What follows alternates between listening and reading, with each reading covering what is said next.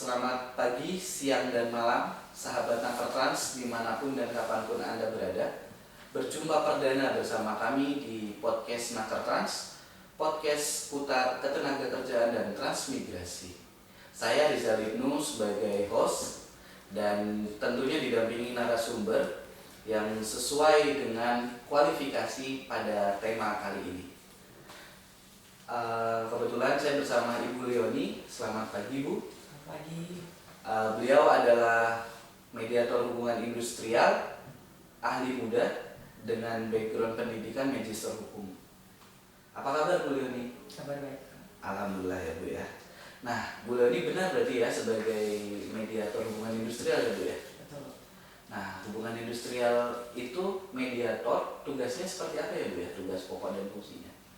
Tugas pokok dan fungsinya yaitu satu, pembinaan hubungan industrial, kedua pengembangan hubungan industrial, dan ketiga penyelesaian persisian yaitu mediasi. Nah, sesuai nih dengan tema kita pada hari ini nih, Bu, kita akan membahas terkait dengan perselisihan hubungan industrial. Benar ya, berarti masih tupoksi dari mediator ya, Bu ya? Betul, Pak. Nah, apakah pekerja yang mempunyai konflik di perusahaan itu termasuk perselisihan hubungan industrial, Bu? Tidak semua perselisihan itu masuk ke hubungan industrial. Perselisihan hubungan industrial. Kalau perselisihan antar perorangan itu kan termasuk perselisihan pribadi ya, Pak ya. Jadi kalau yang termasuk hubungan industrial itu perselisihan yang bisa kita kategorikan cuma 4, yaitu perselisihan hak, perselisihan kepentingan, perselisihan PHK, dan perselisihan atas serikat pekerja serikat buruh. Oh, berarti ada jenisnya ya, Bu ya? Iya, betul. Boleh dijelaskan, Bu, dan dicontohkan seperti apa? Ya, kalau perselisihan hak adalah perselisihan yang timbul karena tidak dipenuhinya hak akibat adanya perbedaan pelaksanaan atau penafsiran peraturan perundang-undangan, peraturan perusahaan, perjanjian kerja, dan atau perjanjian kerja bersama. Contohnya UMK itu berlaku kan untuk 1 tahun, dan itu biasanya hanya berlaku untuk pekerja yang masa kerjanya di bawah 1 tahun. Tapi kebanyakan sekarang pekerja-pekerja sekarang itu digaji, diupah dengan UMK. Begitu. Oh, berarti kalau misalkan lebih dari 1 tahun itu nggak harus pakai UMK ya, Bu ya? Harusnya tidak boleh. Pakainya apa, Bu, berarti?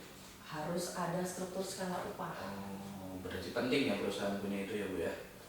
Wajib. Oh, wajib. Oh ya, berarti dosa itu nggak kalau perusahaan nggak punya struktur skala upah.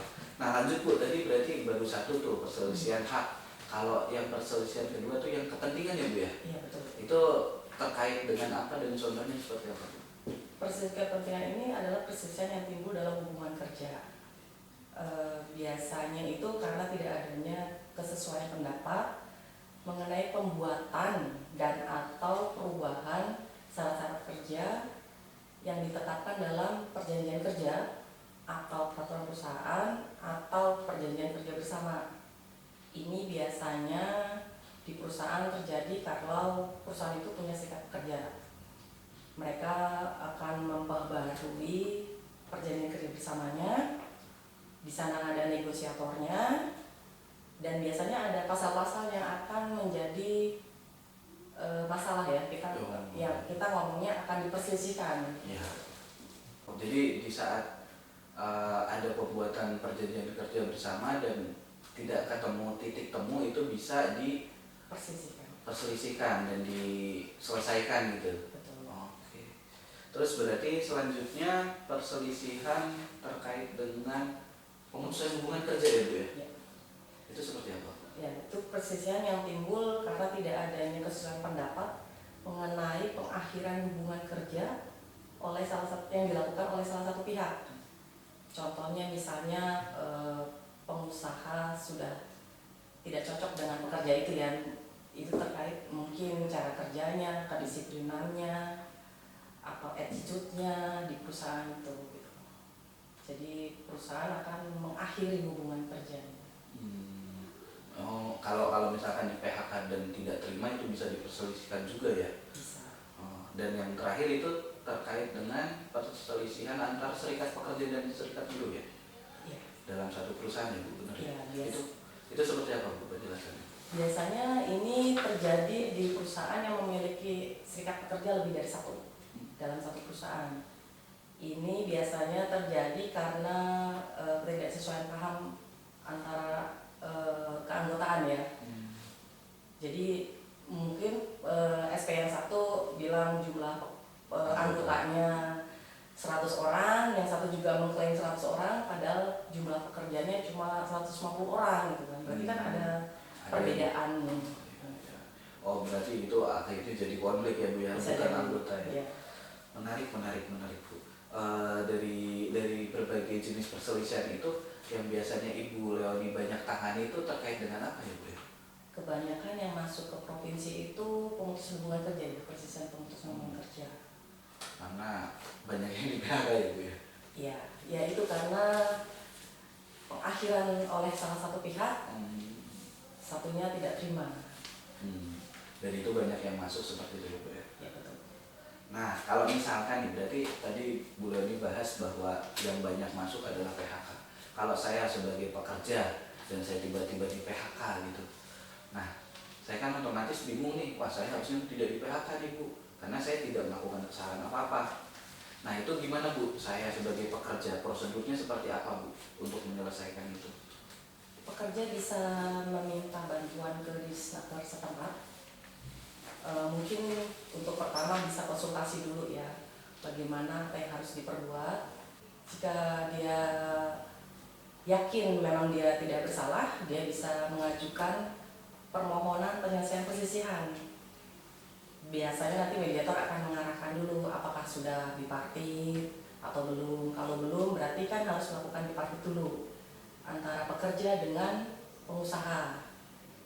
Jika tidak tercapai kesepakatan dalam bipartit itu, tidak terselesaikan masalahnya, dia mengajukan permohonan ke Disnaker setempat, itu akan dibantu untuk penyelesaian perselisihannya dalam proses mediasi. Itu nanti mediator akan memanggil kedua belah pihak dengan klarifikasi, dengan pemanggilan 1, 2, atau 3 gitu kan. Jika dirasa cukup untuk sekali pemanggilan aja udah selesai, kita akan tuangkan dalam perjanjian bersama. Nah sebelum kita akhiri ini mungkin ada saran Bu bagi pekerja yang mengalami konflik atau sedang berselisih? Bagi para pekerja tidak usah takut-takut untuk datang ke Dinas Tenaga Kerja Kabupaten Kota atau Provinsi, bisa berkonsultasi dalam artian sharing, berbagi cerita. Nanti kami para mediator akan membantu langkah apa yang sebaiknya diambil, apa yang harus ditempuh. Tidak usah ke LGH, tidak usah ke LSM gitu ya, datang saja ke Dinas Tenaga Kerja dan Transmigrasi. Terima kasih Bu sudah datang dalam acara podcast kali ini. Untuk penonton, apabila kamu merasa video ini bermanfaat atau ingin tahu lebih lanjut terkait dengan edukasi ketenagakerjaan ataupun transmigrasi, boleh di like, share, dan subscribe channel ini. Dan juga teman-teman bisa request tentang topik apa yang selanjutnya kita akan bahas, ataupun pertanyaan-pertanyaan yang mungkin mengganjal di pikiran teman-teman terkait dengan topik ini ataupun topik-topik lainnya. Mungkin untuk podcast kali ini itu saja yang bisa saya sampaikan. Saya Rizal Ibnu selaku host. Saya Leoni Nuryati, mediator ahli muda. Kami pamit undur diri. Terima kasih.